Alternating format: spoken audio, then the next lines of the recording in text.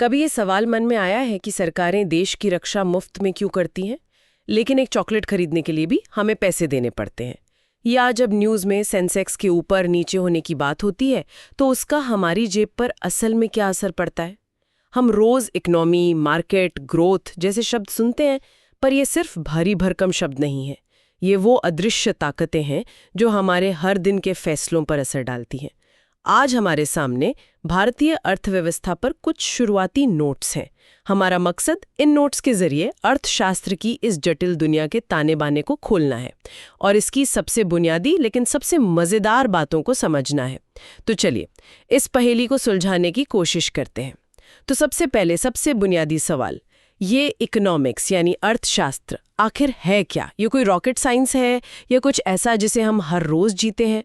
इन notes में 1935 के एक अर्थशास्त्री लियोनेल रॉबिन्स का जिक्र है, जिन्होंने कहा था कि अर्थशास्त्र अभाव का विज्ञान है, द साइंस ऑफ स्कैर्सिटी। ये सुनने में बड़ा सिंपल लगता है। सिंपल है, लेकिन यही इसका सार है।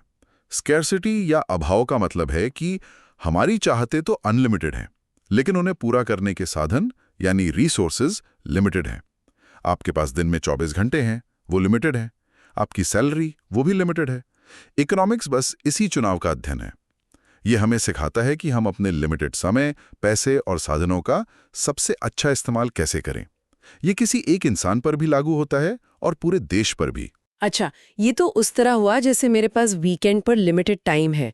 मैं दोस्तों से मिल सकती हूँ, कोई किताब खत्म कर सकती हूँ या घर की सफाई कर सकती हूँ। सब कुछ एक साथ नहीं हो सकता, मुझे चुनना पड़ेगा। तो ये मेरी पर्सनल इकोनॉमिक्स हो गई। बिल्कुल। और जब यही चुनाव एक पूरा देश करता है तो उसे हम अर्थव्यवस्था या इकोनॉमी कहते हैं। ये नोट्स बताते हैं कि किसी भी इकोनॉमी में 3 मेन एक्टिविटीज होती हैं। उत्पादन मतलब प्रोडक्शन, यानी चीजें बनाना। हाँ। फिर उपभोग, कंजम्पशन यानी उन्हें इस्तेमाल करना, और पूंजी निर्माण जिसे कैपिटल फॉर्मेशन कहते हैं। मतलब भविष्य में और उत्पादन करने के लिए मशीनें, सड़कें, फैक्ट्रीज बना। एग्जैक्टली। एक चाय की दुकान से लेकर देश की सबसे बड़ी कंपनी तक सब इन्हीं 3 कामों में लगे हैं। तो अर्थशास्त्र वो नियम है और अर्थव्यवस्था वो खेल का मैदान है। दिलचस्प। हमारे सामने जो दस्तावेज है वो 3 तरह की अर्थव्यवस्थाओं की बात भी करते हैं। बाजार अर्थव्यवस्था, गैर बाजार और मिश्रित। इसका क्या मतलब हुआ? इसका सीधा मतलब है कि खेल के नियम कौन बना रहा है। मार्केट इकोनॉमी में, जैसे अमेरिका में, ज्यादातर फैसले बाजार यानी डिमांड और सप्लाई से तय होते हैं। आपको क्या चाहिए, कंपनियां वो बनाएंगी। गैर बाजार या सेंट्रली प्लान्ड इकोनॉमी में, जैसे पुराने सोवियत संघ में, सरकार तय करती थी कि क्या बनेगा और कितना बनेगा। और भारत जैसी मिक्स्ड इकोनॉमी में? यहाँ बाजार और सरकार दोनों मिलकर फैसले लेते हैं। कुछ चीजें बाजार पे छोड़ी जाती हैं और कुछ जरूरी चीजों पर सरकार का नियंत्रण होता है। और यहीं से शायद वो 3 बड़े सवाल पैदा होते हैं जिनका जिक्र इन नोट्स में है। किसी भी इकोनॉमी की केंद्रीय समस्याएं, क्या उत्पादन करें, कैसे उत्पादन करें और किसके लिए उत्पादन करें। ऐसा लगता है कि देश का बजट हो या घर का राशन, हर फैसला इन्हीं 3 सवालों के आसपास घूमता है। एकदम सही। यही अभाव से जन्मी सबसे बड़ी दुविधा है। क्या हम बंदूकें बनाएं या मक्खन? क्या हम मशीनों से उत्पादन करें या मजदूरों से? और जो सामान बन रहा है वो किससे मिलेगा, अमीरों को या गरीबों को? इन सवालों के जवाब ही किसी देश की आर्थिक पहचान बनाते हैं। ठीक है, तो सब एक दूसरे से जुड़ा हुआ है। इन नोट्स में आय का चक्रीय प्रवाह या सर्कुलर फ्लो ऑफ इनकम का एक मॉडल भी है। ये क्या दिखाता है? ये मॉडल इकोनॉमी को समझने का एक बहुत ही खूबसूरत तरीका है। सोचिए, इकोनॉमी में 2 मुख्य खिलाड़ी हैं। एक तो घर यानी हाउसहोल्ड्स, मतलब हम और आप, और दूसरा व्यावसायिक फर्में, बिजनेस फर्म्स यानी कंपनियां। हम सोचते हैं कि हम सिर्फ सामान खरीदते हैं, यानी उपभोक्ता हैं। लेकिन हम ही तो हैं जो कंपनियों को अपनी मेहनत यानी श्रम, अपनी जमीन और अपना पैसा यानी पूंजी देते हैं। और बदले में फर्में हमें सैलरी, किराया और मुनाफा देती हैं। और फिर हम उसी पैसे से उन फर्मों का बनाया हुआ सामान और सेवाएं खरीदते हैं। ये तो एक कभी न खत्म होने वाला चक्कर है। बिल्कुल। पैसा घरों से फर्मों तक जाता है और फिर घूमकर फर्मों से घरों तक वापस आ जाता है। ये एक परफेक्ट साइकिल है। लेकिन ये साइकिल हमेशा परफेक्ट तो नहीं रहती होगी। क्या होता है जब लोग पैसा खर्च करने के बजाय उसे बचाने लगते हैं या जब हम किसी दूसरे देश से सामान खरीदते हैं, क्या इससे साइकिल में कोई लीकेज नहीं होता? बहुत अच्छा सवाल है, और यहीं पर ये सिंपल मॉडल थोड़ा कॉम्प्लेक्स हो जाता है। जब आप पैसा बचाते हैं तो वो उस साइकिल से बाहर निकल जाता है। इसे लीकेज कहते हैं। अच्छा, लेकिन वही पैसा जब बैंक में जाता है और बैंक उसे किसी कंपनी को लोन के तौर पे दे देता है ताकि वो नई फैक्ट्री लगा सके, तो वो पैसा इंजेक्शन की तरह साइकिल में वापस आ जाता है। तो बचत एक लीकेज है और निवेश एक इंजेक्शन। सही। इसी तरह जब हम विदेशी सामान इंपोर्ट्स खरीदते हैं तो पैसा देश से बाहर जाता है, वो भी लीकेज है। और जब हम अपना सामान विदेश में बेचते हैं, एक्सपोर्ट्स, तो पैसा देश में आता है, वो इंजेक्शन हुआ। बिल्कुल।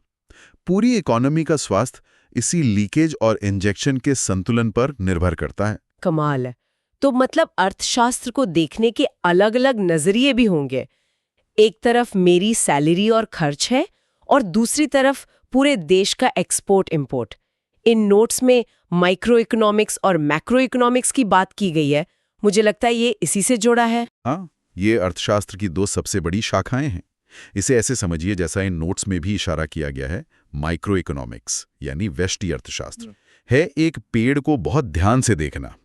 एक पेड़ कैसा है, उसके पत्ते कैसे हैं, फल लगेंगे या नहीं, मतलब एक व्यक्ति का बजट, एक कंपनी की कीमत तय करने की नीति, ये सब माइक्रो है। और मैक्रो इकोनॉमिक्स यानी समष्टि अर्थशास्त्र फिर पूरे जंगल को देखना हुआ। हाँ, पूरे जंगल को, कि जंगल में आग तो नहीं लगी, सभी पेड़ ठीक से बढ़ रहे हैं या नहीं, मतलब पूरे देश में महंगाई, बेरोजगारी और ग्रोथ रेट जैसी बड़ी चीजें। बिल्कुल सही पकड़ा। और ये सिर्फ देखने का फर्क नहीं है, ये सोच का फर्क है। दिलचस्प बात यह है कि मैक्रो इकोनॉमिक्स एक अलग विषय के तौर पर हमेशा से नहीं था।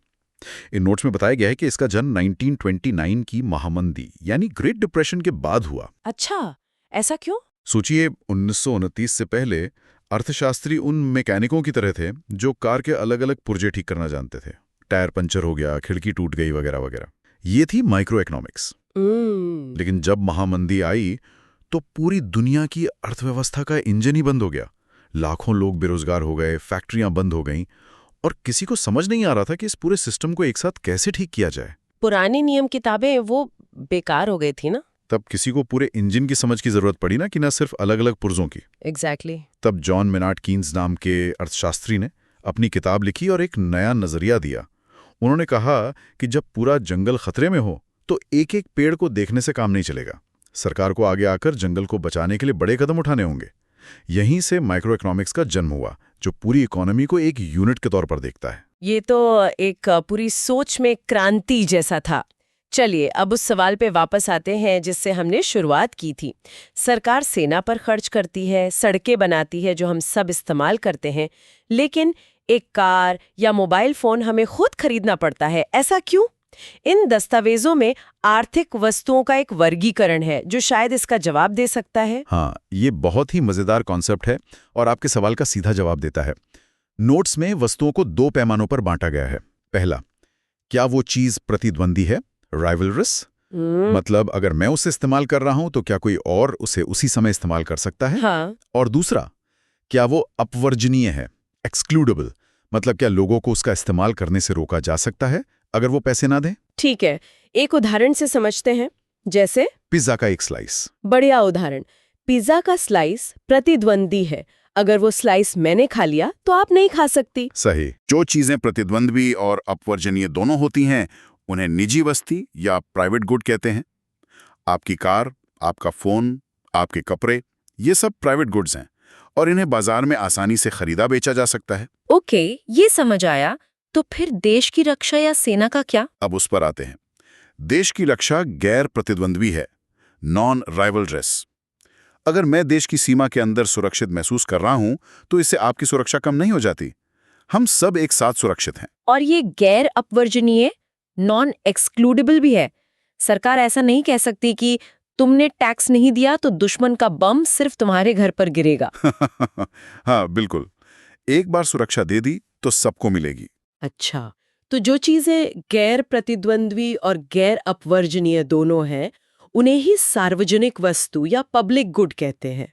और क्योंकि कोई भी कंपनी इसके लिए हर एक इंसान से पैसे नहीं वसूल सकती, इसलिए से सरकार को ही टैक्स के पैसों से मुहैया कराना पड़ता है। बिल्कुल। सड़कों पर लगी स्ट्रीट लाइट्स भी इसका एक अच्छा उदाहरण है। यही वो वजह है कि कुछ चीजें बाजार हमें देता है और कुछ सरकार। इन नोट्स में स्टॉक और प्रवाह, स्टॉक एंड फ्लो का भी जिक्र है। ये छोटा सा कॉन्सेप्ट है पर लगता है काफी जरूरी है। बहुत जरूरी है। इसे समझने का सबसे अच्छा तरीका है एक नहाने का टब। टब में इस पल जितना पानी भरा हुआ है वो स्टॉक है। उसे आप एक खास पॉइंट इन टाइम पर माप सकते हैं। और नल से जो पानी लगातार टब में गिर रहा है वो प्रवाह या फ्लो है। उसे आप एक समय अवधि में मापते हैं, जैसे लीटर प्रति मिनट। तो किसी व्यक्ति की कुल संपत्ति या दौलत एक स्टॉक हुई जिसे एक तारीख को मापा जा सकता है, और उसकी महीने की सैलरी एक फ्लो हुई जिसे पूरे महीने की अवधि में मापा जाता है। एकदम सही। और ये फर्क बहुत महत्वपूर्ण है। जब हम कहते हैं कि देश पर इतना कर्ज है तो वो एक स्टॉक है, और जब हम कहते हैं कि इस साल सरकार का घाटा इतना रहा तो वो एक फ्लो है। दोनों में कंफ्यूज होने से पूरी आर्थिक तस्वीर गड़बड़ हो सकती है। समझ गए। अब आखिर में इन नोट्स में अर्थव्यवस्था के क्षेत्रों, सेक्टर्स ऑफ इकोनॉमी के बारे में बताया गया है। प्राइमरी, सेकेंडरी, टर्शरी, ये तो स्कूल में भी पढ़ा था, पर यहाँ चतुर्थक, क्वार्टनरी और पंचम, क्विनरी का भी जिक्र है। हाँ, ये इकोनॉमी के विकास की कहानी है, एक सीढ़ी की तरह। सबसे निचला पायदान है प्राथमिक, प्राइमरी क्षेत्र, यानी वो सब कुछ जो हम सीधे जमीन से निकालते हैं। खेती, मछली पकड़ना, खनन। जब कोई देश गरीब होता है तो उसकी ज्यादातर आबादी इसी काम में लगी होती है। फिर आता है द्वितीयक, सेकेंडरी क्षेत्र, यानी मैन्युफैक्चरिंग। प्राइमरी सेक्टर से मिले कच्चे माल को लेकर फैक्ट्री में कुछ नया बनाना, कपास से कपड़ा बनाना, लोहे से गाड़ियां बनाना। हाँ, ये औद्योगिकीकरण का दौर है। इसके बाद आता है सबसे बड़ा और मॉडर्न क्षेत्र, तृतीयक, टर्शरी या सेवा क्षेत्र। Service sector. इसमें कोई चीज बनाई नहीं जाती बल्कि सेवाएं दी जाती हैं। Doctor, teacher, banker, software engineer, tour guide, ये सब इसी में आते हैं। आज भारत की इकोनॉमी में सबसे बड़ा हिस्सा इसी सेक्टर का है। लेकिन कहानी यहाँ खत्म नहीं होती। ये चतुर्थक और पंचम क्षेत्र क्या हैं? ये तो नए लग रहे हैं। ये सेवा क्षेत्र की ही और ज्यादा विकसित रूप है। चतुर्थक, क्वार्टनरी क्षेत्र है ज्ञान का क्षेत्र। इसमें वो लोग आते हैं जो इन्फॉर्मेशन और नॉलेज के साथ काम करते हैं, जैसे वैज्ञानिक, researcher, financial consultant, software developer. अच्छा, तो ये वो लोग हैं जो इकोनॉमी के लिए नए आइडियाज और इनोवेशन पैदा करते हैं। सही। और फिर है पंचम, क्विनरी क्षेत्र। पंचम, उसे गोल्ड कॉलर प्रोफेशन भी कहते हैं। ये सबसे ऊंचा स्तर है जहां टॉप लेवल के फैसले लिए जाते हैं। इसमें सरकार के बड़े अधिकारी, यूनिवर्सिटी के वाइस चांसलर, बड़ी कंपनियों के सीईओ और बोर्ड ऑफ डायरेक्टर्स आते हैं। तो ये वो लोग हैं जो पूरे समाज और इकोनॉमी की दिशा तय करते हैं। हाँ, किसी भी देश का इन 5 क्षेत्रों का ढांचा बताता है कि वो आर्थिक विकास की सीढ़ी पर कहाँ खड़ा है। तो अगर इन सब बातों को एक साथ जोड़कर देखें तो तस्वीर काफी साफ हो जाती है। हमने अभाव के विज्ञान जैसी एक सरल परिभाषा से शुरुआत की, और अब हम समझ सकते हैं कि सरकार सेना क्यों रखती है, आईटी सेक्टर इतना क्यों बढ़ रहा है और देश का पैसा कैसे घूमता रहता है। ये सिर्फ थ्योरी नहीं है, ये हमारी दुनिया का ऑपरेटिंग सिस्टम है। इसमें सबसे आकर्षक बात यही है कि ये बुनियादी कॉन्सेप्ट्स, चाहे वो कितने भी पुराने क्यों न हों, आज भी हमारी जटिल दुनिया को समझने के सबसे कारगर औजार हैं। इन दस्तावेजों ने हमें एक ऐसा चश्मा दिया है जिससे हम उन आर्थिक ताकतों को देख सकते हैं जो हर रोज हमारे जीवन को आकार दे रही हैं, भले ही हम उन्हें महसूस न कर पा रहे हों। ये वाकई में एक नया नजरिया है। इन नोट्स के अंत में अर्थव्यवस्था के 5वें क्षेत्र यानी क्विनरी सेक्टर का जिक्र है, जहां टॉप लेवल के इंसान फैसले लेते हैं। ये मुझे सोचने पर मजबूर करता है, जैसे जैसे आर्टिफिशियल इंटेलिजेंस, एआई बड़े और जटिल फैसले लेने में बेहतर होता जा रहा है, क्या भविष्य में हम अर्थव्यवस्था का एक छठा, गैर मानवीय क्षेत्र उभरता हुआ देख सकते हैं? और अगर हाँ, तो उस छठे क्षेत्र की केंद्रीय समस्याएं क्या होंगी?